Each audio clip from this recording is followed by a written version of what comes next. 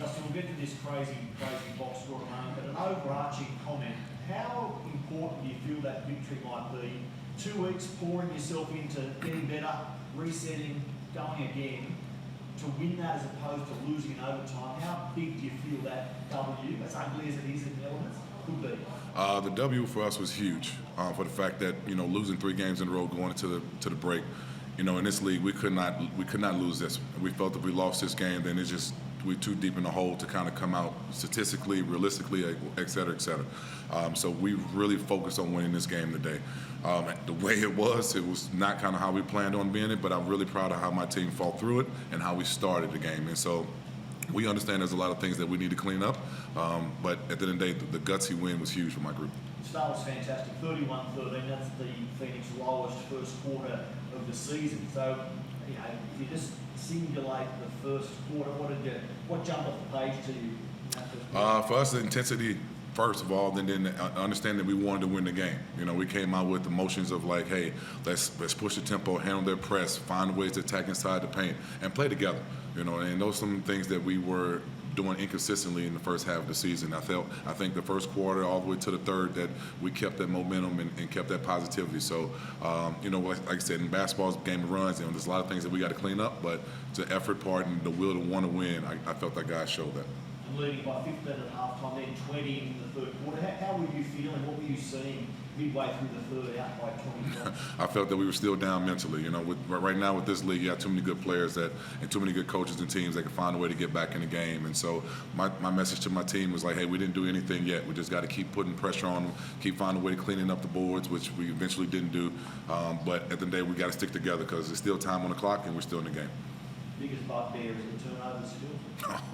Yeah, it is. 24 turnovers and allowing 27 offensive rebounds. That's just, and then they shot 28 free throws. Realistically, we weren't supposed to win, right? But at the end of the day, as long as it's time on the clock and guys believe and try to figure out. Guys like this on my left side, QJ had an unbelievable game, right? And then, we still have Davo doing this thing and T-Raw being effective. And Swak did a really good job on the defensive end. So I'm really proud of how they just stuck together and never felt, no matter how many points we were up, we wanted to win this game. You played with a lot of impressive guards in your life. What did you make of that performance with QJ tonight, particularly the shot making? It was very impressive how aggressive he was and how he was keeping the defense honest. He knocked down some big shots, but that's why we got him here. We knew what he could do, and we knew he was a shooter. But tonight he definitely went crazy. So some of the shot making was impressive, but some of the biggest plays of the game, him finding you under the rim. What did you make of the balance that he ended up finding between shooting that shot and also finding his defense? That's the plus with being a scorer. Once you start making some baskets, now people have to respect you and stepping up and worried about you. So when it's him and me, it's either you're going to have to get him on the floater or you're going to have to go to him when he shoots the three. And if I'm rolling, you might go up and now I'm wide open. So it's a good feeling to have a guy who can score the ball and assist the ball and know what plays to do at the right time. So midway through the fourth quarter, where there's a lot of turnovers from your team, and obviously got them back in the game. What was the sort of messaging within the group as far as taking care of the ball and not letting them? Just trying to stay together. We have a bad habit of not being able to put together 40 minutes of good basketball. I was looking at the stats, and I think it said we had the time with lead. We had 39 minutes and 8 seconds, and time with lead for them was 2 minutes and 47 seconds. So we literally couldn't stay focused for 40 minutes completely. 39 is pretty good, but it's that 1 minute that really matters. So we really just have to go back to the drawing board and focus. We're glad we got the win for sure, but we're not satisfied at all.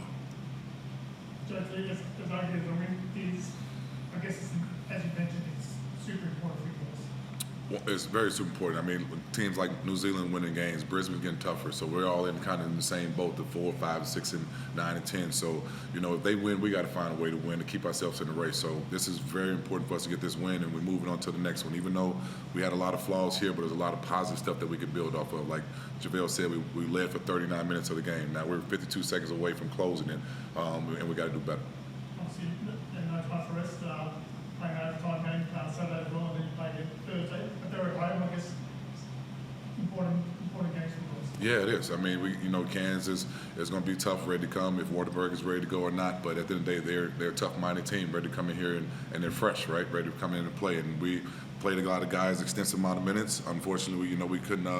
TB wasn't there, and a couple other guys didn't play as much as we felt like they needed to. But they got to be ready on Saturday. These guys are professionals, and we feel they're going to be ready.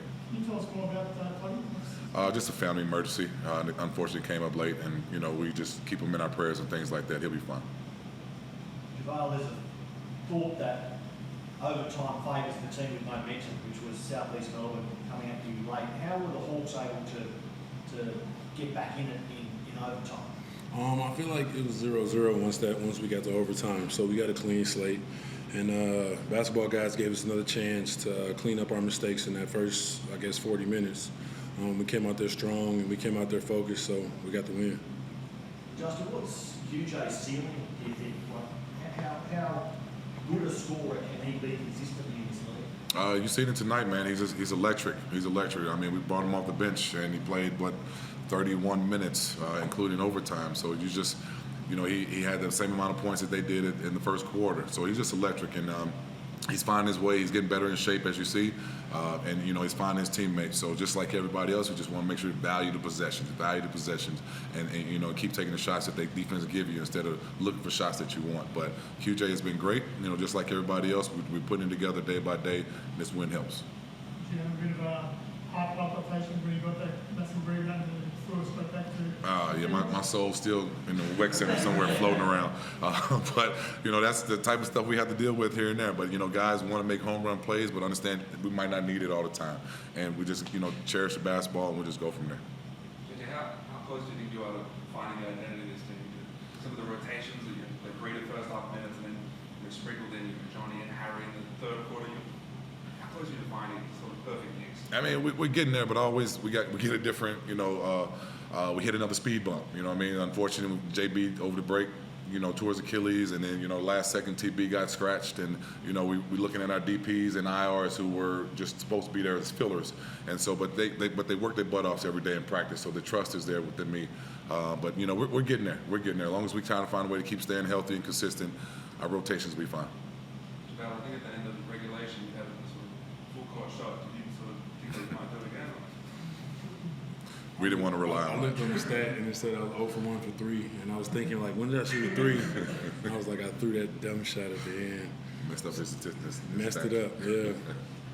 JaVale, what's the experience like playing against John Brown? Look at the stat sheet. One of the craziest stats is 10 rebounds, all offensive. He's a really unique kind of. He's a very unique player. On the offensive end, it's more the way he grabs offensive rebounds. He moves like a NFL cornerback, just because he full speeds to the offensive end and then he tries to shake you. So by the time you're looking at him and trying to figure out if you're going to go box him out, you're like, okay, I need to turn around and try to get this rebound. So it's a hard guard on that aspect, and he's always moving. And then on the defensive end, he doesn't like to let you get a clean post. So he's a great defensive player and a great energy player for sure.